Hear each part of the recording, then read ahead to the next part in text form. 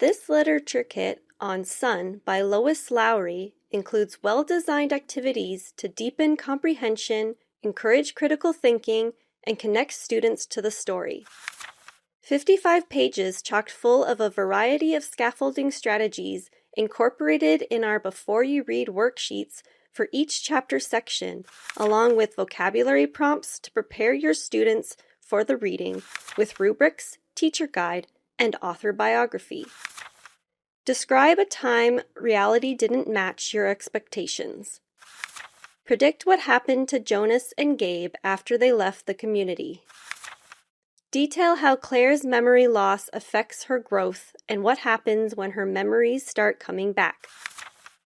Compare the similarities and differences between the community and the village. 4 additional extension activities follow. Supplement an existing unit with in-depth writing tasks, such as creating an infographic to showcase your research on a type of family.